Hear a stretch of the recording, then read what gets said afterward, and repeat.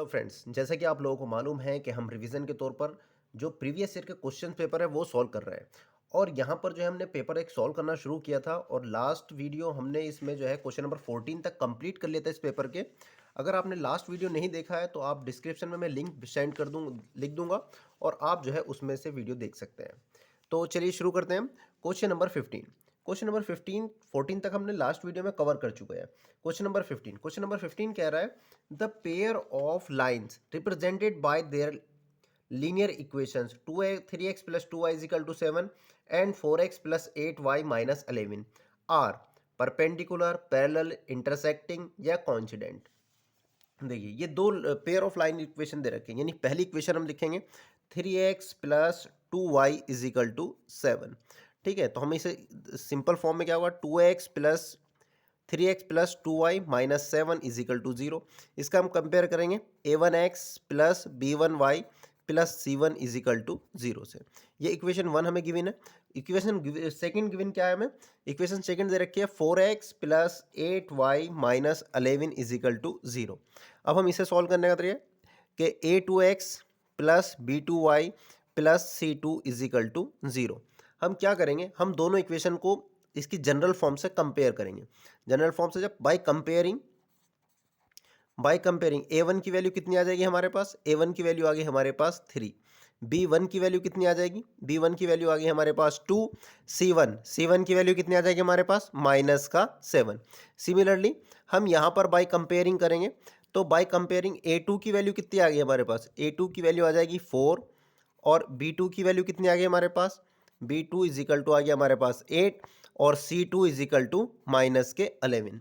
अब हमें जो है लाइन कोइंसिडेंट है या इंटरसेक्टिंग है या पैरेलल है, तो उसमें इन दोनों में रिलेशन होता है कि a1 upon a2 is not equal to b1 upon b2। अगर ये a1 upon a2 b1 upon b2 के बराबर ना हो तो क्या होता है कि लाइन जो है वो इंटरसेक्टिंग है, लाइन इंटरसेक्टिंग है। और हम दूसरी लैंग्वेज में कह सकते हैं कि इसका जो है एक सॉल्यूशन होगा, x और y की वैल्यू कुछ ना कुछ आएगी। अगर हमारा a1 upon a2 equal to आ जाए b1 अपॉन b2 के, but not equal to c1 upon c2, तो इसका मतलब क्या होगा कि लाइन जो है वो पैरेलल है, पैरेलल लाइन, यानी लाइन जो है वो पैरेलल लाइंस होगी। मतलब ये हुआ कि दोनों लाइन एक दूसरे को कभी नहीं काटेगी, या हम इसे दूसरी लैंग्वेज में कह सकते हैं और नो सॉल्यूशन। यहाँ पे तो हमें लाइन की बात करी गई है, लेकिन इसे हम नो सॉल्यूशन, यानी जब काटेगी नहीं तो इसका कोई सॉल्यूशन भी नहीं आएगा। और अगर a1 upon a2 is equal to b1 upon b2 और c1 अपॉन c2 अगर सारी की सारी इक्वल आ जाए तो हम कहेंगे कि ये जो लाइन है वे कोइंसिडेंट है, कोइंसिडेंट लाइन। कोइंसिडेंट लाइन मतलब कि एक के ऊपर एक चढ़ी हुई है, जैसे एक लाइन ए बी है हमारी ये, और इसी के ऊपर जो है एक दूसरी लाइन है सी डी, तो ये सी डी भी इसके ऊपर ही है, तो एक के ऊपर एक है, तो इसमें क्या होता है और infinitely many solution, infinitely many solution, हर एक पॉइंट पर जो है हमारे सॉल्यूशन होगा। अगर हमारी a1 upon a2 is equal to b1 upon b2 is equal to c1 upon c2 है, तो हमारे हर पॉइंट पे सॉल्यूशन होगा, इसलिए इनफाइनाइट सॉल्यूशन होगा। इंटरसेक्टिंग लाइन तो वन सॉल्यूशन, ठीक है, यूनिक सॉल्यूशन होगा। जब इसका मतलब होगा कि दो लाइनें कट करेगी तो एक ही सॉल्यूशन होगा, यहाँ पर x की भी एक वैल्यू आएगी और y की भी एक वैल्यू आएगी। और अगर जो पैरेलल लाइन्स है तो नो सॉल्यूशन, मतलब पैरेलल लाइन से तो कोई सॉल्यूशन होगा ही नहीं, मतलब दोनों पैरेलल जा रहे हैं, जब कट करती है तभी सॉल्यूशन आता है। और a1 upon a2 b1 upon b2 c1 upon c2 अगर तीनों बराबर आ जाए तो वह कोइंसिडेंट लाइन होगी। इसमें एक ऑप्शन और दे रखा है परपेंडिकुलर, ये जो है यहाँ पर नहीं 11वीं क्लास में आता है। अगर हमारे दो लीनियर इक्वेशन होती है और हमें इसे देखना होता है कि ये परपेंडिकुलर है या नहीं, तो एक होता है y is equal to M X plus C. ये m जो होता है ये स्लोप होता है। हम पहली लाइन को इससे कंपेयर कराते हैं तो y is equal to M one X plus C करते हैं, और दूसरी लाइन को फिर कंपेयर कराते हैं y is equal to M two X plus C से, तो C1 कह दो, इसे C2 कह दो। तो इसमें क्या होता है, अगर M1 इंटू M2 इन दोनों की मल्टीप्लाई -1 के बराबर आती है तो हम कहते हैं कि लाइन परपेंडिकुलर होती है, कि लाइन परपेंडिकुलर होती है। ये 10th क्लास का नहीं है, लेकिन मैंने आपको फिर भी समझा दिया क्योंकि यहाँ पर हमें ऑप्शन में दे रखा है कि परपेंडिकुलर, पहला ऑप्शन दे रखा परपेंडिकुलर, फिर पैरेलल, इंटरसेक्टिंग और कोइंसिडेंट। तो मैंने आपको चारों चीज़ें बताई। पहले पैरेलल बताया, पैरेलल लाइंस कब होगी, जब A1 upon A2 B1 upon B2 not equal to C1 upon C2, तो लाइंस हमारी पैरेलल होगी। अगर जो हमारे इंटरसेक्टिंग का मतलब है कि A1 upon A2 not equal to B1 upon B2, अगर ये हमारा आता है तो लाइन इंटरसेक्टिंग है, यानी एक सॉल्यूशन है। कोइंसिडेंट, अगर तीनों के तीनों इक्वल आ जाते हैं। अब हम देखते हैं हमारे क्वेश्चंस में कौन सा इसमें केस आ रहा है क्वेश्चन नंबर 15 में। तो A1 अपॉन A2 हम चेक करते हैं। A1 की वैल्यू क्या है हमारे पास 3, यानी 3 अपॉन A2 की वैल्यू क्या है 4, इजिकल टू लेके चलते हैं। पहले B1 की वैल्यू क्या है हमारे पास 2 और B2 की वैल्यू क्या है हमारे पास 8। तो हम करें 2 1 द 2, 2 4 द 8। लो हम पहले बार में सेटिस्फाई कर रहे हैं। 3 अपॉन 4 और इधर का आ रहा है 1 अपॉन 4, नॉट इक्वल आ रहा है। तो हमारा जो है ये लाइन होगी इंटरसेक्ट लाइन। पहली वाला ही ऑप्शन हमारा इसमें फिट बैठ गया है। तो हमारा आंसर क्या हो जाएगा इसमें, हमारा आंसर हो जाएगा इंटरसेक्टिंग लाइन, सी वाला। ठीक है, अब आगे आते हैं हम क्वेश्चन नंबर 16 पे। In an equilateral triangle with length of side P the length of the altitude is. हमें जो है इक्वलेटरल ट्राइंगल दे रखा है। इक्वलेटरल ट्राइंगल क्या होता है, क्या कोई पता है? इक्वलेटरल ट्राइंगल होता है, क्वेश्चन नंबर हम 16 कर रहे हैं। इक्वलेटरल ट्राइंगल होता है जिसकी सारी साइडें इक्वल होती है, जिसकी सारी साइड इक्वल होती है। मैंने इसकी साइड ए मान ली, इसे भी ए मान लिया, इसे भी ए मान लिया। अब हमें क्या करना है, इसका एल्टीट्यूड का हाइट पता करनी है, लेंथ ऑफ एल्टीट्यूड। एल्टीट्यूड क्या होता है कि जो सामने वाली साइड पे परपेंडिकुलर गिरे। अगर मैं ए से गिर रहा हूँ तो ये सामने वाली जो साइड आ रही है उस पर परपेंडिकुलर यानी 90 डिग्री पे गिरे, तो ये एल्टीट्यूड होता है। इसे निकालने के दो तरीके हैं। हमें इसकी लेंथ पता करनी है, ये मतलब इसकी इस तरीके से इस जो ट्राइंगल है हमारा उसकी हाइट होगी। ठीक है, तो इसके तरीके दो हैं। एक है कि एरिया के थ्रू हम निकाल सकते हैं, कि जैसे कि एरिया ऑफ ट्राइंगल ABC, ये जो बड़ा वाला ट्राइंगल है इसका एरिया निकाल रहा हूँ मैं। फार्मूला क्या होता है 1/2 बेस इंटू हाइट। 1/2 बेस क्या होता है, जिसके ऊपर परपेंडिकुलर गिरता है वो होता है बेस। परपेंडिकुलर किसके ऊपर गिर रहा है, BC के ऊपर। तो इसका बेस क्या हुआ BC, और BC की लंबाई कितनी है हमने मानी A, क्योंकि इक्वलेटरल ट्राइंगल है सारी साइड इक्वल होगी तो A। और हाइट क्या है ये हमें फाइंड आउट करनी, इसकी जगह हमने रख दिया H। ठीक है, अब हम area of triangle ABC equilateral triangle है, हम इक्वलेटरल ट्राइंगल का एरिया जानते हैं। इक्वलेटरल ट्राइंगल का फार्मूला क्या होता है √3/4 इंटू साइड का स्क्वायर। अब ये भी एरिया है, ये भी इसी ट्राइंगल ABC का एरिया है, और ये भी ABC का एरिया, यानी दोनों के दोनों इक्वल हो जाएंगे 1/2 A इंटू H। तो यहाँ पर √3/4 इंटू साइड हमने कितनी मानी इस ट्राइंगल की A, यानी 1/3/4 A square is equal to 1/2 A into H।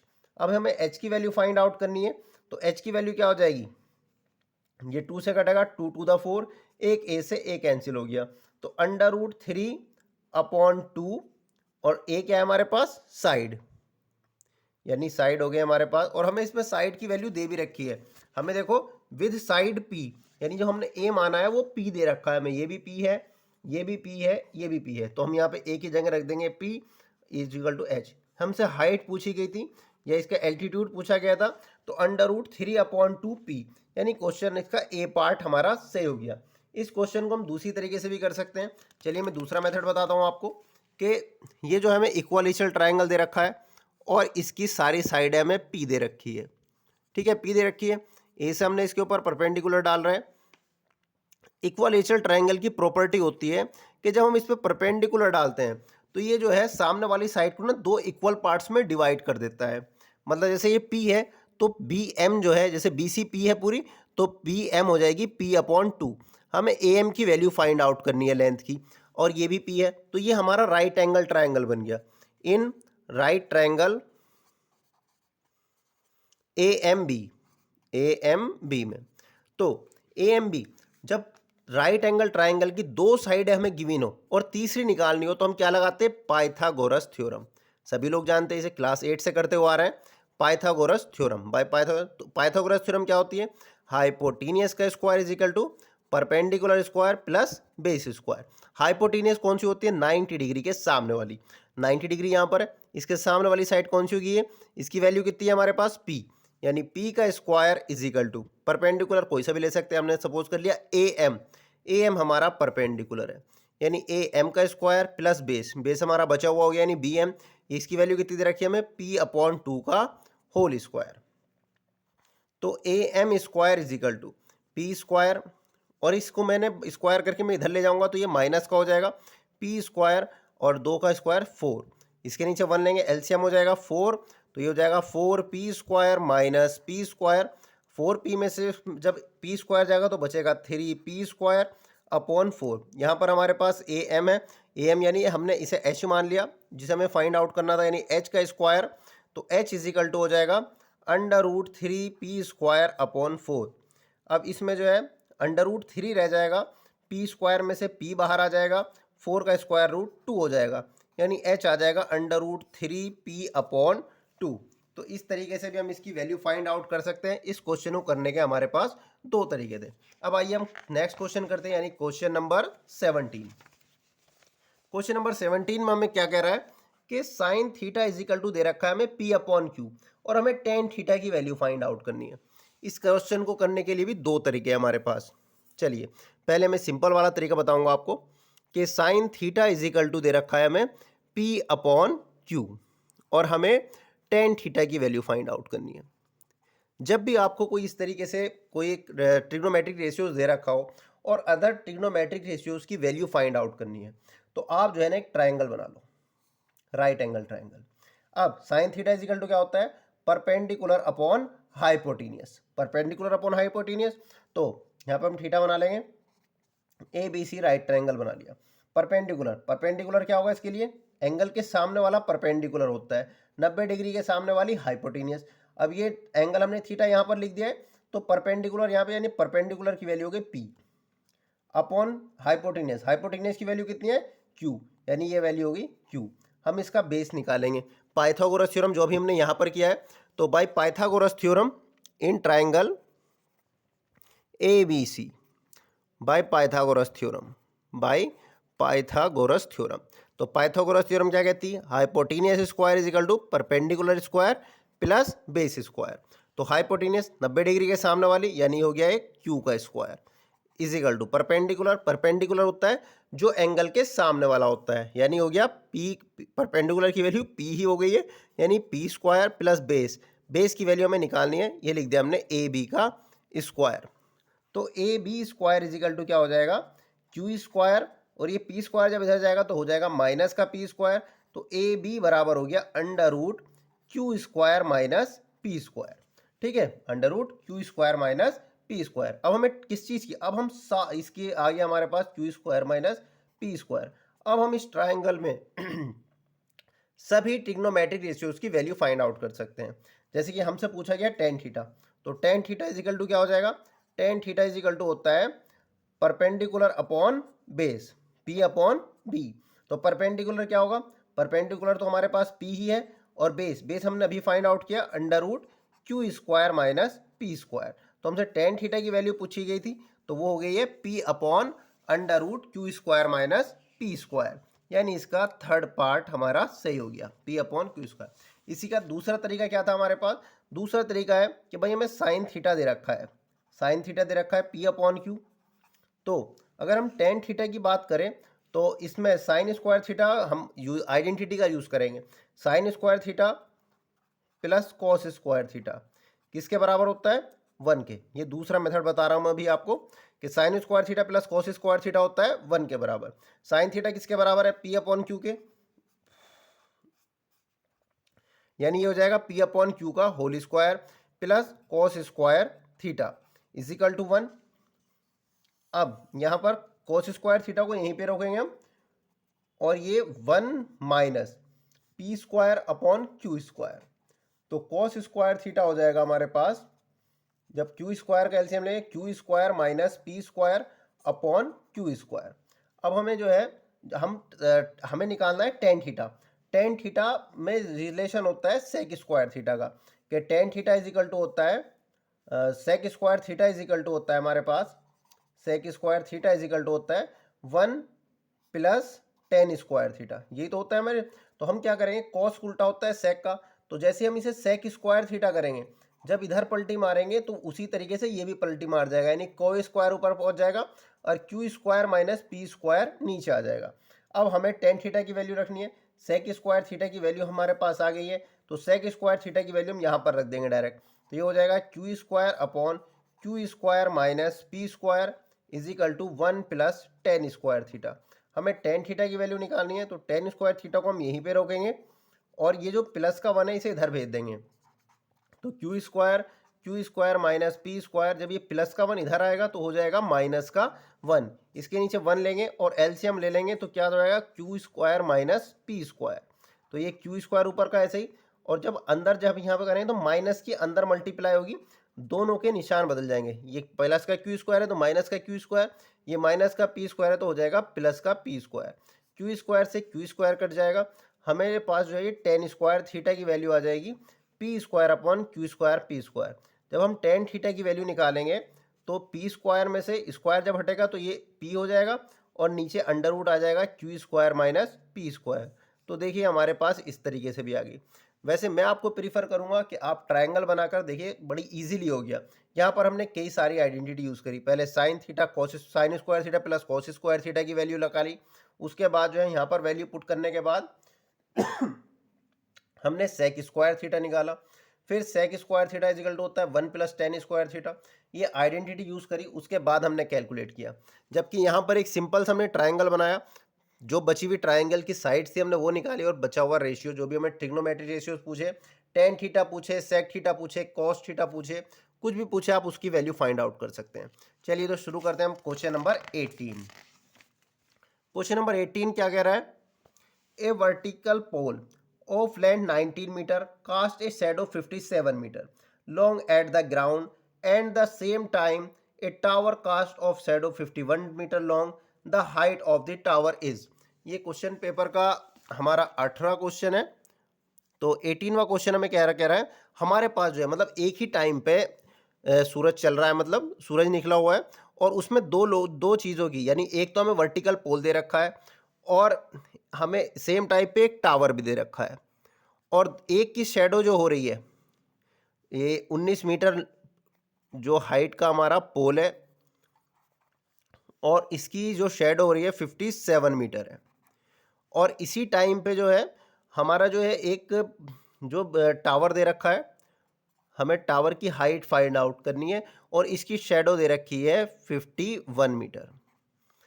तो सीधी सी बात है, जब शून्य निकलता है ना और जब सेम टाइम पे होता है तो जो हमारे जो ट्रायंगल्स बनेंगे वो सिमिलर ट्रायंगल बनेंगे, ये भी सीधा खड़ा होगा, ये भी सीधा खड़ा होगा, मतलब जो सेम टाइम पे होता है ना तो सेम एंगल जो है वो इक्वल बनते हैं, जो शेडो का और मतलब सभी शेडोज का रेशियो जो है वो एंगल जो है वो इक्वल होता है, जिसकी वजह से जो मतलब जैसे हमने इस टाइम इस यहाँ पे सन निकल रहा है तो यहाँ से जो दोनों का रेशियो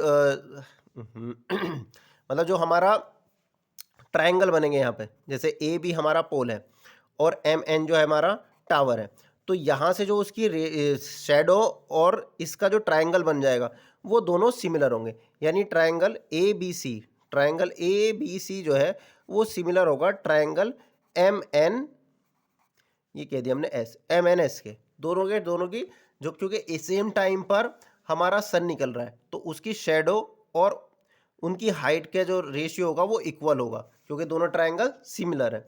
तो यानी जब दो ट्रायंगल सिमिलर होते हैं तो इनकी करस्पॉन्डिंग साइड्स का रेशियो इक्वल होता है, यानी ए बी अपॉन क्या हो जाएगा, A B upon M N is equal to, ये बात ध्यान रखनी है, जिस ट्रायंगल की साइड्स हम पहले लेंगे, यानी ऊपर ले रहे हैं तो हम उसे दूसरी साइड भी हमें उसी के ऊपर लेनी पड़ेगी, यानी B C upon S N. तो ए बी कितनी है हमारे पास 19 मीटर, एम एन कितनी है हमारे पास, ये हमें फाइंड आउट करनी है, हमने मान लिया एच, हाइट इसकी फाइंड आउट करनी है। बी सी कितनी है हमारे पास 57 और एस एन कितना है हमारे पास 51। अब हमें एच की वैल्यू फाइंड आउट करनी है, तो एच इधर पहुंच जाएगा, 51 इधर और 57 नीचे, यानी 19 into 51 upon 57 is equal to H. H को हम इधर ले गए, 57 को नीचे और 51 को यहाँ से ऊपर ले गए।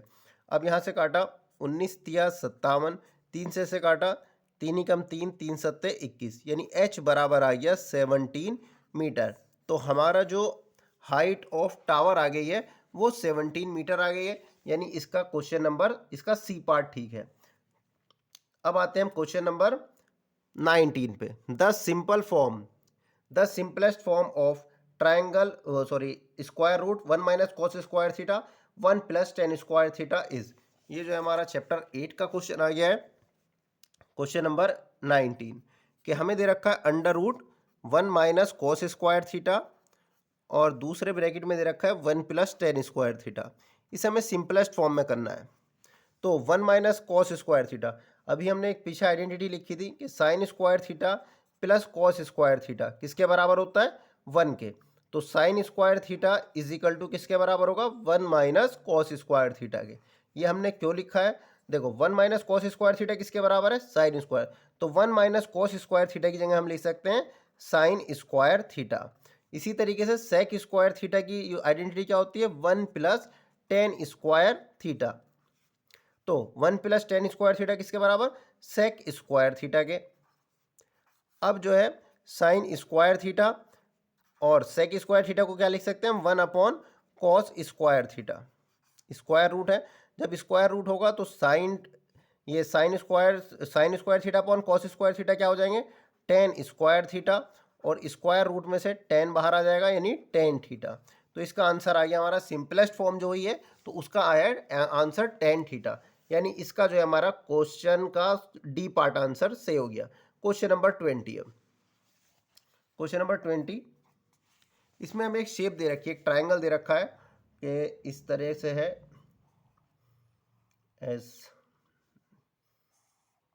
ऐसे और इस तरीके से हमें एक फिगर दिए, ड्रॉ किया हुआ है। यहाँ पे लिखा हुआ ए बी सी और यहाँ पर डी जो है इसके ऊपर परपेंडिकुलर है। तो क्वेश्चन में क्या कह रहा है, in the given figure A B C and A C B are complementary angle. A B C यानी ये वाला एंगल और ए सी बी और ये वाला एंगल, ये दोनों कॉम्प्लीमेंट्री एंगल है और to each other and angle A D B C. तो हमें इनमें से कोई सा एक आंसर सही है उसका पता लगाना है कि कौन सा रिलेशन सही आ रहा है। हमें रिलेशन फिट करना है, ए बी सी डी है जो भी हमें साइड दे रखी है ना, ए डी वगैरह, इनमें रिलेशन देखना है। तो देखिए सबसे पहले इसमें क्या रखा, angle B and C are complementary, angle B and angle C are complementary. Complementary angle क्या होते हैं, कॉम्प्लीमेंट्री एंगल होते हैं कि वो दो एंगल जिनका सम 90 डिग्री है, जिनका सम 90 डिग्री आता है वो कॉम्प्लीमेंट्री एंगल होते हैं। और इसी में एक और होता है सप्लीमेंट्री एंगल। सप्लीमेंट्री एंगल वो होते हैं जिसमें दो एंगल्स का सम 180 आता है, दो या दो से ज़्यादा एंगल्स का सम जो है वो 180 आता है, वो सप्लीमेंट्री होते हैं। और जिनका सम 90 आता है वो कॉम्प्लीमेंट्री। यानी angle B plus C, angle B plus angle C जो है ये 90 डिग्री है। तो in triangle A B C, in triangle A B C sum of interior angle of triangle कितना होता है, यानी angle A plus angle B plus angle C is equal to 180। अब एंगल बी प्लस सी कितना दे रखा है हमें, 90, क्योंकि हमें कॉम्प्लीमेंट्री है, इज इक्वल टू 180। तो एंगल ए हमारा कितना हो गया, ये भी 90 हो गया, क्योंकि 190 इधर जाएगा तो माइनस हो जाएगा, तो 90 आ गया ये भी। तो इस तरीके से ये वाला एंगल भी 90 डिग्री हो गया। अब हमें जो है ये हमने क्यों कर रहा है, हम क्या करेंगे, इस बड़े वाले ट्राइंगल में यानी ट्राइंगल ए बी सी में और ए डी सी, इन दोनों को जो है हम कॉम्प्लीमेंट सिमिलर प्रूफ करेंगे। जब सिमिलर प्रूफ होगा तभी हमारे पास इनमें से कोई सा एक रिलेशन दिखाई देगा। क्योंकि अगर जो बीच में मतलब 90 डिग्री का आ रहा है, अगर बीच में प्लस का निशान होता तो हम पाइथागोरस थ्योरम के बारे में सोच सकते थे, लेकिन यहाँ पर जो है बीच में मल्टीप्लिकेशन का निशान है। जब मल्टीप्लिकेशन का निशान है इसका मतलब जो है सिमिलर ट्राइंगल की प्रॉपर्टी का यूज होगा। तो इसलिए हमने जो है ये वाला एंगल ए जो है 90 दिखा दिया। अब हम इसे 90 दिखाया तो अब हम इन दोनों ट्राइंगल को, in triangle A B C and triangle A D C, इन दोनों ट्राइंगल्स में देखते हैं। तो ए बी सी और ए डी सी, तो एंगल ए जो है, एंगल ए बराबर हो गया एंगल डी के, ईच 90 डिग्री। हमने ए को पहले 90 डिग्री दिखा दिया, ये इसने परपेंडिकुलर खुद ने दे रखा है, गिवन है, तो ये दोनों 90 डिग्री हो गए। उसके बाद जो है देखो एंगल सी, दोनों में कॉमन आ रहा है angle C is equal to angle C, ये है कॉमन एंगल, ये कॉमन एंगल है। जब दो ट्राइंगल्स के दो एंगल इक्वल हो जाते हैं तो by A property, by A property, जब दो ट्राइंगल्स के दो एंगल इक्वल हो जाते हैं तो वे दोनों ट्राइंगल सिमिलर हो जाते हैं। जब दो ट्राइंगल सिमिलर हो जाते हैं तो हमें इसका नाम बहुत ध्यान से रखना पड़ेगा। जो इक्वल एंगल्स है उसी के ऊपर वो एंगल्स का नाम आना चाहिए। यानी मैंने पहले ट्राइंगल का नाम लिख लिया angle, triangle A B C similar. अब देखेंगे एंगल ए किसके बराबर है, एंगल ए प्रूफ कराया मैंने एंगल डी के बराबर, तो मुझे पहले एंगल डी लिखना पड़ेगा दूसरे ट्राइंगल का। उसके बाद बी, बी किसके बराबर है कि बी है इस वाले ट्राइंगल के, यानी ए के बराबर है, बी ए, क्योंकि सी जो है वो सी के बराबर है, डी ए सी, यानी angle triangle A B C similar हो गया डी ए सी के। जब दो ट्राइंगल सिमिलर प्रूफ हो जाते हैं तो हम उसकी करस्पॉन्डिंग साइड्स का रेशियो इक्वल लिख सकते हैं। करस्पॉन्डिंग साइड्स कैसे लिख सकते हैं हम, हमें ट्राइंगल में देखने की जरूरत नहीं है, अगर हमने नाम बिल्कुल सही से सोच समझ के लिख लिया है तो हम जो है इसी से ही करस्पॉन्डिंग साइड्स लिख सकते हैं। क्योंकि यहाँ पर जो हमें प्रूफ करना है इस यहाँ पर साइड्स का ही रेशियो दे रखा है कुछ ना कुछ, राइट साइड्स में B D C D B C इस तरीके से, तो हम साइड्स में देखेंगे। तो हमारी पहली साइड है ए बी, ए बी किसके नीचे, ए बी के नीचे क्या लिख देंगे D A B upon D A, क्योंकि ये किसके करस्पॉन्डिंग हो जाएगी। उसके बाद क्या है बी सी, बी सी के करस्पॉन्डिंग साइड्स कौन सी होगी ए C, B C upon A सी। इसी तरीके से लास्ट में आएगी सी ए के अपॉन में क्या आ जाएगा सी डी। ठीक है, अब हम अपने आंसर की तरफ को चलते हैं कि हमारे आंसर में क्या क्या आ रहा है। हमारे आंसर में B D C D B C सभी तरीके की साइड्स आ रही है, यहाँ पर ए डी आ रहा है, तो हमारे पास जो है ना स्क्वायर बन रहा है। देखते हैं कहीं स्क्वायर बन रहा है नहीं बन रहा, तो हमारे पास कहीं स्क्वायर बन रहा है नहीं बन रहा है। हाँ देखो यहाँ पर ए सी है और सी ए, इन दोनों की मल्टीप्लाई ए सी स्क्वायर बन जाएगी। तो हम क्या करेंगे इस वाली चीज़ को छोड़ दो, हम क्या रखेंगे इन दोनों को बराबर लेके चलेंगे, B C upon A C is equal to A C upon C D, यानी क्रॉस मल्टीप्लाई करेंगे ये इधर जाएगा ये इस तरफ जाएगा, ये हो जाएगा B C into C D is equal to A C का square, B C into C D is equal to A C का स्क्वायर, ए सी, लेकिन ए सी का स्क्वायर हमारे पास कहीं भी नहीं है, और हमारे पास B D C D A D, B D C D, और हमारे पास बी सी सी डी। अब अगर हम देखें बी सी है पूरी यहाँ से यहाँ तक, हमारे आंसरों में बी डी भी आ रहा है, तो बी सी को हम तोड़ लेंगे B D plus C D में, बी सी को हम तोड़ देंगे किस चीज़ में B D plus C D into C D is equal to A C square. समझ में आ रही बात, हमने क्या करा बी डी यहाँ से यहाँ तक पूरी थी, अब हमने आंसर में देख रहे हैं तो कुछ जगहों पे हमें सभी आंसर्स में कुछ दो आंसर्स में बी डी भी देखने को मिल रहा है, तो हम क्या करेंगे कि हमने बी सी को B D plus C D कर लिया, B D plus C D. अब हम सी डी के अंदर मल्टीप्लिकेशन करेंगे, तो नेक्स्ट पेज पे देखते क्या होता है। तो जब हम सी डी के अंदर मल्टीप्लाई करेंगे तो ये हो जाएगा B D into C D plus C D का square is equal to A C square. अब B D into C D, तो यहाँ पर हमें B D into C D, दोनों में B D into C D तो लास्ट में दिख रहा है, और बी डी हमारा सी डी आ गया, तो हम क्या करेंगे सी डी स्क्वायर को उधर दे देंगे, तो B D into C D is equal to A C square minus C D का स्क्वायर। अब ए सी और सी डी, ए सी और सी डी ये दोनों साइडें बन रही है, ये क्या बनती है भाई हमारा पाइथागोरस थ्योरम। अगर हम इस वाले ट्राइंगल में लगाए ए डी सी में, in triangle A D C right angle triangle बन रहा है, तो पाइथागोरस थ्योरम क्या कहती है कि हाइपोटेनियस का स्क्वायर, हाइपोटेनियस क्या है यहाँ पर हमारी ए सी का square is equal to perpendicular A D का स्क्वायर प्लस बेस क्या है इसका सी डी का स्क्वायर, तो ये सी डी इधर लाएंगे तो A C square minus C D square बराबर किसके है ए डी स्क्वायर के। तो हम क्या करेंगे कि A C square minus C D square की जगह क्या रख देंगे हम ए डी स्क्वायर, यानी B D into C D बराबर आ गया ए डी का स्क्वायर। तो इस तरह से जो है हमारा इसमें B D into C D is equal to A D square, यानी तीसरा पार्ट जो है इसका सही हो गया। तो इस तरीके से हमने सेक्शन ए कंप्लीट कर लिया है। अब हम सेक्शन बी करते हैं। सेक्शन बी में जो है हमारे क्वेश्चन नंबर 21 से 40 तक है, सबके सब 1 मार्क्स का है, और इसमें जो है 21 से 40 16 क्वेश्चन है। चलिए क्वेश्चन नंबर 21 देखते हैं। इसमें दे रखा है if one of the zeros of a quadratic polynomial k minus one X square plus K X plus one is minus three, then the value of k is, हमें k की value find out करनी है और एक हमें zero दे रखा है इसका माइनस थ्री। तो आप लोगों को मालूम होगा कि जब हमें ये पॉलिनोमियल का क्वेश्चन हो गया हमारे पास, क्वेश्चन नंबर 21 पॉलिनोमियल का, यानी हमने इसे कह दिया पी एक्स से डिनोट करते हैं और इसका वैल्यू दे रखी है हमें k minus one X square plus K X plus one. इस तरीके के क्वेश्चन हमने क्लास 9 में भी कर रखे हैं। हमें एक जीरोस की वैल्यू दे रखी है, हमें एक जीरोस दे रखा है, जीरोस यानी x की वैल्यू दे रखी है माइनस थ्री। अब जब ये x की वैल्यू माइनस थ्री दे रखी है, इसका मतलब ये इस इक्वेशन को सेटिस्फाई करेगा, यानी इसकी अगर मतलब p माइनस थ्री रखूँ तो इसकी वैल्यू जीरो के बराबर आएगी। अब जहाँ जहाँ पर x होगा वहाँ पर हम माइनस थ्री रखेंगे, तो ये हो जाएगा k माइनस वन, एक्स की जगह पे क्या रखेंगे हम माइनस थ्री का whole square plus K, X की जगह पे माइनस थ्री रखेंगे plus one is equal to zero. तो के माइनस वन जब माइनस थ्री का स्क्वायर करेंगे तो ये हो जाएगा प्लस का नाइन और माइनस का three K plus one is equal to zero. Nine के अंदर मल्टीप्लाई कर देंगे, हो जाएगा नाइन के माइनस का nine minus three K plus one is equal to zero. तो नाइन के में से जब थ्री के जाएगा कितना बचेगा हमारे पास, सिक्स के माइनस का नाइन है प्लस का वन है तो बचेगा माइनस का eight is equal to zero. जब हम माइनस करते हैं तो जो बड़ा होता है उसी का निशान आता है।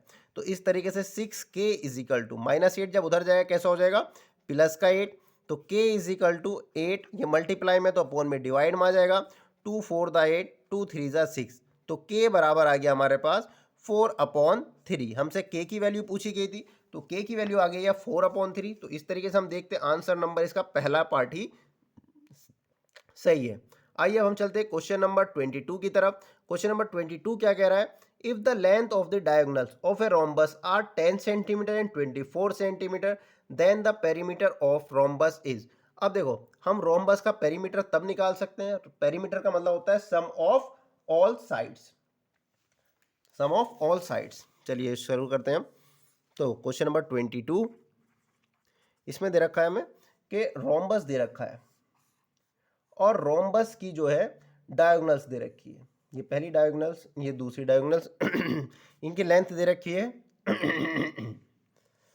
हाँ, तो हमें एक लाइन दे रखी है, एक डायगोनल की D1 दे रखी है 10 सेंटीमीटर और इसी तरीके से दूसरी डायगोनल की लेंथ दे रखी है 24 सेंटीमीटर, यानी D1 दे रखी है 10 सेंटीमीटर और D2 हमें दे दी 24 सेंटीमीटर। रोम्बस की डायगोनल्स की एक प्रॉपर्टी होती है, रोम्बस होता क्या है कि जिसकी चारों साइडें इक्वल होती है, जितनी ये होगी उतनी ये उतनी ये, और इसकी डायगोनल्स में एक प्रॉपर्टी होती है कि जो ये डायगोनल काट करती है तो एक दूसरे को बाइसेक्ट करती है और वो भी 90 डिग्री पर, यानी O पे जो है यानी एंगल AOB 90 डिग्री होगा और जितनी यहाँ से यहाँ तक की साइड होगी उतनी ही ऊपर को होगी, यानी पूरी 24 है तो यहाँ से यहाँ तक कितनी रहेगी 12 सेंटीमीटर इसी तरीके से BD हमारी 10 सेंटीमीटर है तो नीचे रहेगी 5 सेंटीमीटर। अब यहाँ पर हम देखें तो AOB राइट एंगल ट्राइंगल बन रहा है, तो इन राइट ट्राइंगल AOB में, तो AOB जब समकोण त्रिभुज यानी सॉरी जो हमारा राइट एंगल ट्राइंगल होता है उसकी जो है दो साइड गिवन हो और तीसरी निकालनी हो तो हम क्या यूज करते हैं पाइथागोरस थ्योरम। तो बाय पाइथागोरस थ्योरम हाइपोटेनियस का स्क्वायर इज इक्वल टू होता है perpendicular square plus base square. तो हाइपोटेनियस क्या है यहाँ पर AB जो हमें फाइंड आउट करनी है यानी रोम्बस की साइड, क्योंकि रोम्बस की साइड हमें इसलिए फाइंड आउट करनी है क्योंकि हमें पेरीमीटर निकालना है और पेरीमीटर होता है सम ऑफ ऑल साइड्स। तो परपेंडिकुलर हम कोई सा भी ले सकते हैं, बस हाइपोटेनियस का पता होना चाहिए हमें, 90 डिग्री के सामने वाली हाइपोटेनियस होती है। तो हाइपोटेनियस हो गई AB परपेंडिकुलर यानी 12 का स्क्वायर और बेस हो गया हमारा 5 का स्क्वायर। तो 12 का स्क्वायर 144 प्लस 5 का स्क्वायर 25, जब हम इन्हें ऐड करेंगे तो आएगा 169। तो AB का whole square is equal to आया 169। तो AB जब स्क्वायर हटता है तो ये जो है स्क्वायर रूट हो जाता है, 169 का स्क्वायर रूट हो गया 13, यानी AB आ गया हमारे पास 13 सेंटीमीटर। अब हमें इसका क्या करना है, रोम्बस का पेरीमीटर फाइंड आउट करना है। तो perimeter of rhombus metre of rhombus is equal to क्या हो जाएगा सम ऑफ ऑल साइड, सारी साइड इक्वल है यानी इसका एंगल पेरीमीटर हो जाएगा 4 इंटू साइड, 4 इंटू साइड की वैल्यू कितनी निकालनी हमने 13, तो 13 चौके 52 यानी 52 सेंटीमीटर जो है इसका पेरीमीटर आ गया हमारा।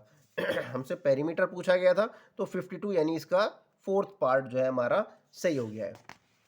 आइए हम करते हैं क्वेश्चन नंबर 23। तो क्वेश्चन नंबर 23 करते हैं। यहाँ पर एक फिगर दे रखा है, in the given figure x expressed in the term of A B C is. हमें जो है ना x को जो है ए बी सी की फॉर्म में कन्वर्ट करना है, और ए बी सी क्या है, ये इस ट्राइंगल्स की साइड दे रखी है। ए इतना दे रखा है, बी इतना और सी इतना। यहाँ पर 47, ये भी 47 गिवन है हमें। चलिए तो शुरू करते हैं हम। तो हमें सबसे पहले फिगर ड्रॉ कर लेते हैं जो हमें दे रखा है।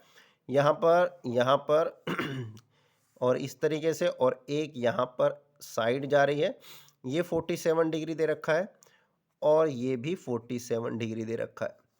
तो हमारा P Q T S R ये पूरा ए है, ये बी है हमारे यहाँ से यहाँ तक, और सी है हमारे पास यहाँ से यहाँ तक। तो ये हमारा क्वेश्चन हो गया। अब हमें x की वैल्यू जो है एक्सप्रेस करनी है ए बी सी की फॉर्म में। x है हमारे पास, ये यहाँ से यहाँ तक हमें x दे रखा है। तो अगर हम देखें तो इस फिगर में हमें दो ट्राइंगल दिखाई दे रहा है। एक तो ये बड़ा वाला पी क्यू आर, और एक दे रखा है एस टी आर। ये 47 है, ये 47 है, और यहाँ पर आर दे रखा है। तो हमारा पहला वो क्या होगा कि हम लोग ना ये जो बड़ा ट्राइंगल है, इस बड़ा ट्राइंगल को छोटे ट्राइंगल के सिमिलर प्रूफ कर लेंगे। Question number 23। तो हम लेंगे in triangle P Q R and triangle S T R. इन दोनों को हम पहले सिमिलर प्रूफ करेंगे। सॉरी, कांग्रेस कहा था मैंने, सिमिलर प्रूफ करेंगे।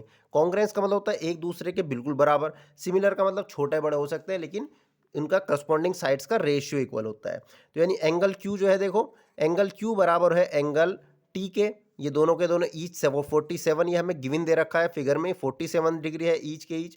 और उसके अलावा एंगल आर जो है दोनों में कॉमन है। Angle R is equal to angle R, ये हो गया कॉमन एंगल। तो जब दो दो यानी ए प्रॉपर्टी से क्या हो जाएगा, बाई ए प्रॉपर्टी के ट्राइंगल पी क्यू आर जो है वो सिमिलर हो जाएगा ट्राइंगल एस टी आर के, ट्राइंगल एस टी आर के। अब हम इसकी करस्पॉन्डिंग साइड्स का रेशियो जो है वो इक्वल लिख सकते हैं।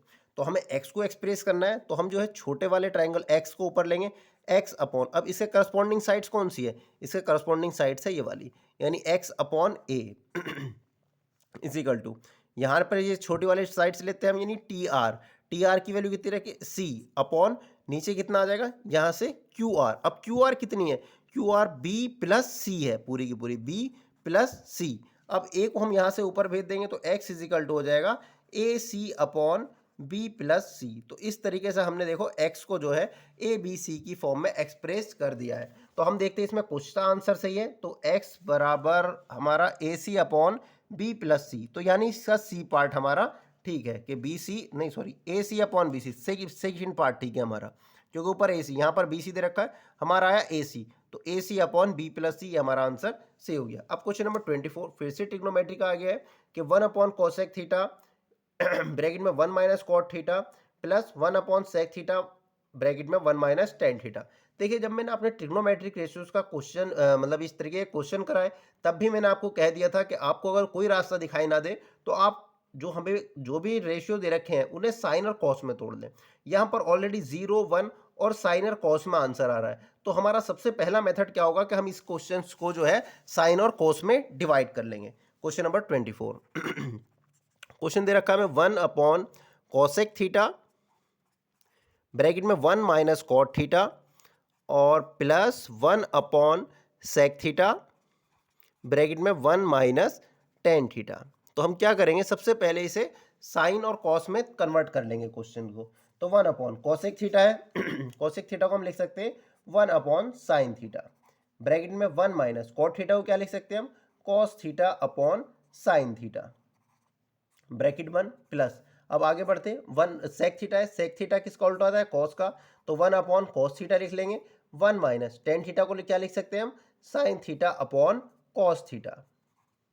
तो अब यहाँ पर इसके नीचे 1 लेंगे, यहाँ पर भी 1 लेंगे और एलसीएम ले लेंगे। ये साइन थीटा जो है यहाँ से ऊपर चला जाएगा, चलो अभी रहने देते हैं, यहीं पे दोनों को एक साथ भेज देंगे। तो यहाँ पर जब साइन थीटा एलसीएम आ जाएगा तो ब्रैकेट में क्या आएगा, ये sign theta minus cos theta और प्लस इसी तरीके से सिमिलरली यहाँ पर 1 अपॉन कॉस थीटा यहीं पे, और यहाँ पर कॉस थीटा एलसीएम आएगा कॉस थीटा, तो ये हो जाएगा cos theta minus sine theta. अब यहाँ पर sine theta sine square theta, और ये पहुंच जाएगा बिल्कुल जम मार के 1 के नीचे 1 हो जाएगा, तो ये बीच वाले तो बीच वाले 1 से मिल लेंगे और सबसे नीचे वाले सबसे ऊपर चले जाएंगे, यानी ये हो जाएगा sign square theta upon sine theta minus cos theta, और इधर आ जाएगा हमारे पास ये कॉस थीटा ऊपर जाएगा तो ये हो जाएगा cos square theta upon cos theta minus sine theta. अब यहाँ पर है sine theta minus cos theta, यहाँ पर cos theta minus sine theta, तो हम इसे सिमिलर करने के लिए क्या करेंगे, नीचे से माइनस कॉमन ले लेंगे, ऊपर वाला ऐसे रहने देंगे sign square theta upon sine theta minus cos theta. जब यहाँ से हम माइनस कॉमन लेंगे तो ये माइनस जो है जाकर इस प्लस वाले से जुड़ जाए मिलेगा, तो प्लस वाले को क्या बना देगा ये माइनस, यानी कॉस स्क्वायर थीटा अपॉन नीचे क्या बन जाएगा sine theta minus cos theta. हमने इसमें से माइनस लेके इधर पहुंचा दिया, ये प्लस का माइनस बन गया। अब हमने ये किया क्यों, क्योंकि हमारे पास जो है दोनों नीचे अब एक से बन गए, तो अब जो है हम एक सा एलसीएम ले सकते हैं sine theta into cos theta. जब एलसीएम लेंगे नीचे वाले से नीचे सॉरी माइनस कॉस थीटा, जब एलसीएम लेंगे तो ऊपर आ जाएगा sign square theta minus cos square theta. यहाँ पर sign theta minus cos theta है, ऊपर आ रहा है sign square theta minus cos square theta. हम क्या कर सकते हैं, यहाँ पर ए स्क्वायर माइनस बी स्क्वायर का फार्मूला लगा देंगे, तो sine square A plus B A minus B हो जाएगा, यानी ए की वैल्यू होगी साइन थीटा, यानी sine theta plus cos theta, और दूसरे ब्रैकेट में क्या आ जाएगा sine theta minus cos theta upon में sine theta minus cos theta. Sine theta minus cos theta है, sine theta minus cos theta cancel out हो जाएगा, तो हमारा आंसर आ गया sine theta plus cos theta. चलिए देखते हैं इसमें। तो इस तरीके से हमारा इसका सी पार्ट हमारा सही हो गया है, sine theta plus cos theta. अब आते हैं क्वेश्चन नंबर 25 पे। इसमें कह रहा है if n is any natural number then 12 की power n can not end with the digit, कि मतलब हमारा जो है n कोई भी हमारा नेचुरल नंबर है और हमें ये देखना है कि 12 की पावर n किससे इसका लास्ट डिजिट क्या नहीं हो सकता। तो हमारे पास है 12 की पावर n, ये क्वेश्चन नंबर है 25। देखिए अगर हमें कोई भी नंबर दे रखा हो और हमें उसकी यूनिट प्लेस के लिए पता करना होगा यूनिट प्लेस पे क्या आएगा, तो इसके आगे कितना भी बड़ा नंबर हो हमें सिर्फ यूनिट प्लेस वाले नंबर को देखना होगा। तो अगर जो हम 2 की पावर, यानी हमें जो है ना ये 12 नहीं देखना, सिर्फ 2 को देखना है, तो 2 की पावर हम कहाँ पे रखें, अगर n की वैल्यू 1 हो तो 2 की पावर 1 की वैल्यू क्या हो जाएगी 2, यानी यूनिट प्लेस पे 2 आ गया। इसका मतलब यहाँ पर तो ये खत्म हो रहा है तो ये तो होगा नहीं।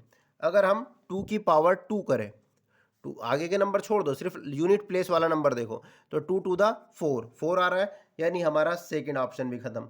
अब जब n की वैल्यू 3 रखेंगे 2 की पावर 3 होगी, यानी 2 इंटू 2 इंटू 2, यानी 2 टू द 4, 4 टू द 8 आ गया, ये भी नहीं। तो इसका मतलब इसका आंसर हमारा डी होगा कि हमारा 12 की पावर n जो है वो 0 से कभी भी खत्म नहीं हो सकता। अब आते हैं हम क्वेश्चन नंबर 26 पे। A wire can be bend in the form of a circle of radius 56 centimetre.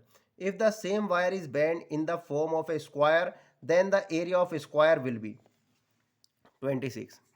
कोई हमारे पास वायर है, सीधी वायर, हमने इसे क्या करा, पहले तो हमने इसे सर्कल में मोड़ दिया और सर्कल की रेडियस थी हमारी कितनी 56 सेंटीमीटर, और फिर इसी वायर को जो है हमने क्या बना दिया, एक स्क्वायर में बना दिया। हमने जो है फिर इसे एक स्क्वायर की फॉर्म में बना दिया। अब हमें जो है ना इसका एरिया फाइंड आउट करना है। एरिया के लिए हमें क्या ज़रूरत पड़ेगी, इसकी साइड की, हमने साइड मान ली ए। अब देखो हमारे पास वायर है, वायर को एक्सचेंज कर रहा है, यानी जो है इसके चारों तरफ घूम जो रही है, और जैसे यहाँ पे तो ये जो है वायर क्या होगा, यानी perimeter of square, perimeter of A square, हाँ पेरीमीटर ऑफ स्क्वायर वो किसके बराबर होगी, circumference of circle, circumference of circle इसके बराबर होगी। तो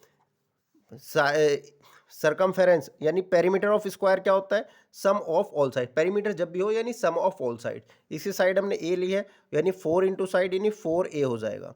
और सरकमफेरेंस ऑफ सर्कल का फार्मूला क्या होता है 2πr। इसमें हमारी रेडियस कितनी है 56 सेंटीमीटर, तो यानी 4a इज इक्वल टू हो जाएगा 2πr आर की जगह पर हम रखेंगे, यानी पाई की वैल्यू भी रख देते हैं। चलो, पाई की वैल्यू होती है 22/7 और आर हमारे पास आ गया 56 अपॉन में आ गया ये 4, मल्टीप्लाई वाला था, ये भी डिवाइड में आ गया। तो इसे काटेंगे, 7 अट्ठे 56 और ये हो जाएगा 4 दूनी 8। तो इस तरीके से ए बराबर आ गया 2 इंटू 2 की इसकी मल्टीप्लाई करेंगे 44, यानी ए इज इक्वल टू आ गया 88 सेंटीमीटर। ये अभी हमारे पास स्क्वायर की साइड आई है। हमसे क्या पूछा था? Area of square. तो हम एरिया ऑफ स्क्वायर निकालेंगे। Area of square, area of square का फार्मूला क्या होता है? Side into side, side into side, यानी 88 इंटू 88, 88 की 88 से मल्टीप्लाई कर लेंगे तो हो जाएगा 8 अट्ठे 64 का 4 हासिल लगे 6, 8 अट्ठे 64, 64 और 6 हो गया 72, तो ये हो गया 4 2 7, ऐड कर लेंगे 4 6 9 7, 7 9 6 4। तो देखते हैं हमारा आंसर कौन सा है। अरे इसमें तो कोई आंसर, इसका मतलब हमने कुछ गलती करी है। 8 अट्ठे 64 का 4 हासिल लगे 6, 8 अट्ठे 64 और 6 70। ओके, हमने यहाँ पर मिस्टेक कर दी है। मल्टीप्लिकेशन में 4 और 4 और 7, यानी 7744, यानी हमारा बी पार्ट सही है, 7744 सेंटीमीटर स्क्वायर, यानी बी पार्ट ठीक हो गया।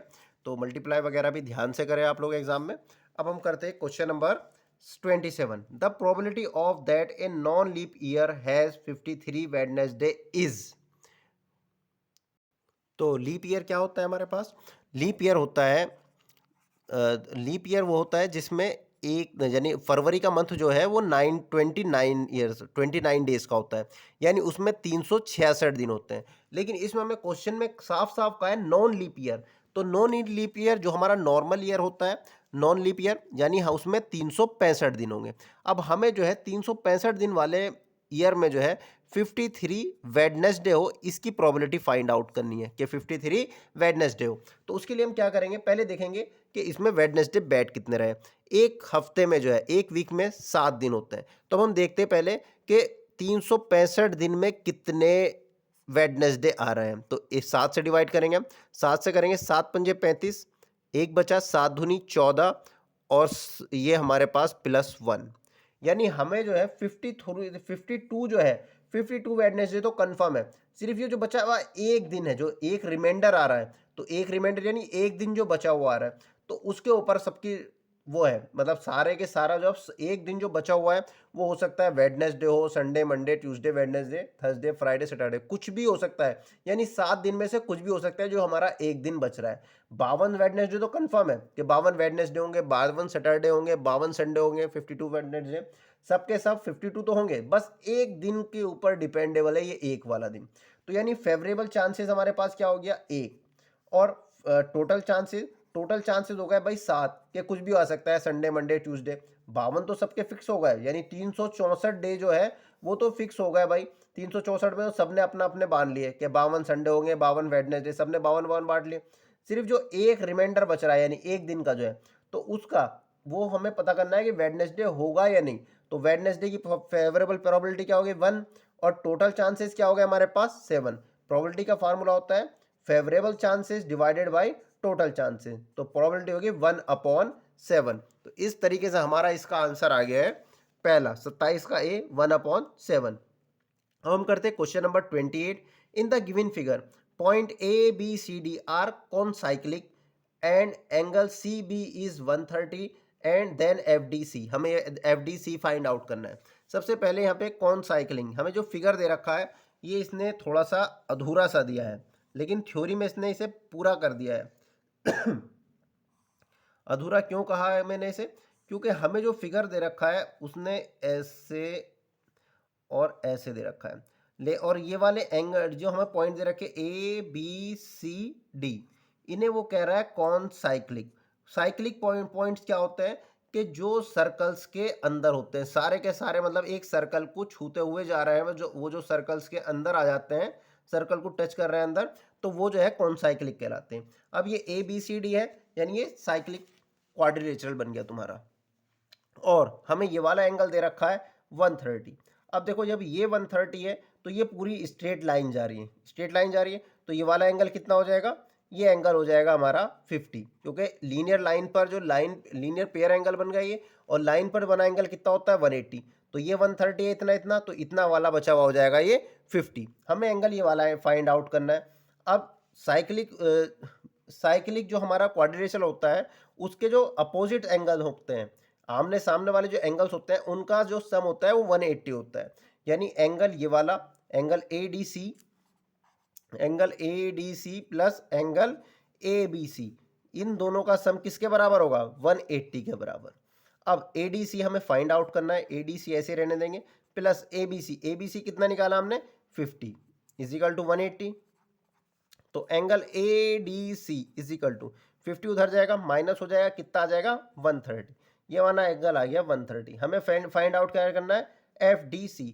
अब ये दोनों मिलकर जो है लीनियर पेयर एंगल बना रहे हैं, यानी एंगल, इसे मैंने कह दिया X, angle X and angle ADC make a line या लीनियर पेयर एंगल। ठीक है, लीनियर पेयर एंगल है, यानी angle X plus angle ADC यानी 130 इजिकल टू कितना होगा 180 के बराबर। लाइन जो बनाते हैं वो 180 का एंगल बनाते हैं, यानी X इजिकल टू क्या हो जाएगा 130 इधर जाएगा तो ये क्या बच जाएगा 50, यानी X बराबर आ गया 50। इसी की वैल्यू हमें फाइंड आउट करनी थी, तो ये आ गया हमारे पास 50 डिग्री। तो कौन सा आंसर सही है हमारा इसमें, कि आंसर नंबर सी पार्ट हमारा ठीक है। चलिए तो क्वेश्चन नंबर पढ़ते हैं हम, क्वेश्चन नंबर 29 की तरफ। तो क्वेश्चन नंबर 29 क्या कह रहा है, ये कह रहा है the x coordinate of a point P is twice its y coordinate if P is equal distance from Q R then coordinate of P। Question number 29, हमें एक पॉइंट P है, point P, x coordinate of point P twice its y coordinate.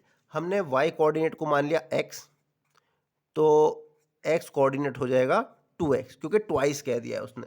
If P is equal distance from Q and R, यहाँ पे कोई point Q है जिससे coordinate दे रखे हमें 2, -5, और एक कोऑर्डिनेट हमारा R है पॉइंट जिससे कोऑर्डिनेट दे रखे हैं -3 और 6। Find the coordinate of P, कि the x coordinate of a point P is twice the y coordinate. तो y कोऑर्डिनेट हमने सपोज कर लिया x, तो ये हो जाएगा 2x। अब यहाँ से यहाँ तक की डिस्टेंस और यहाँ से यहाँ तक की डिस्टेंस इक्वल डिस्टेंस, यानी ये भी d और ये भी d। जब d है इसका मतलब क्या होगा कि PQ जो है वो बराबर हो जाएगा PR के। PQ किसके बराबर होगा PR के। अब दो पॉइंट्स के बीच की डिस्टेंस का फार्मूला लगा देंगे हम, क्या होता है √x2 - x1 का whole square plus y2 - y1 का होल स्क्वायर। इसी तरीके से इधर भी PR में भी ये फार्मूला लगेगा x2 - x1 का whole square plus y2 - y1 का होल स्क्वायर। यहाँ पर इसे हम x1 y1 और ये x2 y2 कह लेते हैं, नहीं तो इसे x2 y2 कहते हैं और इधर x1 y1। तो जब हम PQ की बात करेंगे, PQ यहाँ पर है, तो इसे हमने कह दिया x1 y1। x2 क्या होगा 2x - x1 होगा हमारे पास 2, यानी 2x - 2 का whole square plus y2 - y1 की वैल्यू हो जाएगी x माइनस y1 की वैल्यू -5 है, तो ये हो जाएगा प्लस के 5 का whole square is equal to, squaring जब कर देंगे तो स्क्वायर रूट से स्क्वायर रूट कैंसिल आउट हो जाएगा।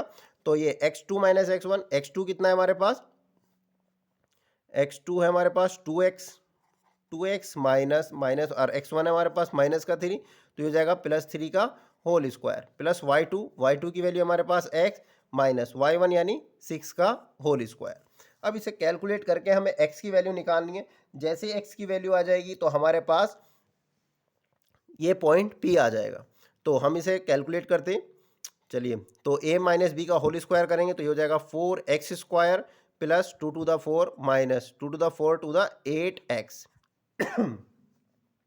a प्लस बी के होल स्क्वायर से इसे ओपन करेंगे तो a² यानी x का स्क्वायर, b का स्क्वायर यानी 5 का स्क्वायर, यानी हो जाएगा 25 प्लस 2ab यानी 2×5 = 10x इज इक्वल टू, ऐसे यहाँ पे a प्लस बी के होल स्क्वायर से ओपन आउट करेंगे इसे, तो a का स्क्वायर यानी 4x² प्लस b का स्क्वायर यानी 9 प्लस 3 दूनी 6 दूनी 12x, ये हो जाएगा। अब इसे a - b के होल स्क्वायर से ओपन करेंगे तो a का स्क्वायर यानी x का स्क्वायर प्लस 36 माइनस 12x।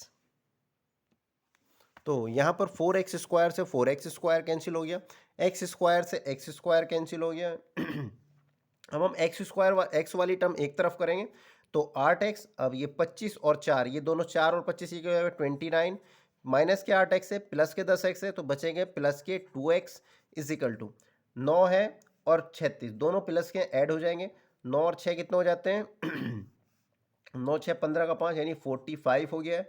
यहाँ पर 12x है और माइनस के 12x ये कैंसिल आउट हो जाएंगे, यानी 2x इजिकल टू ये 45, जब 29 इधर जाएगा तो कैसा हो जाएगा माइनस का 29, यानी 2x इजिकल टू 45 में से जब 29 माइनस करेंगे कितना बचेगा हमारे पास 6 और 1 16 आ गया।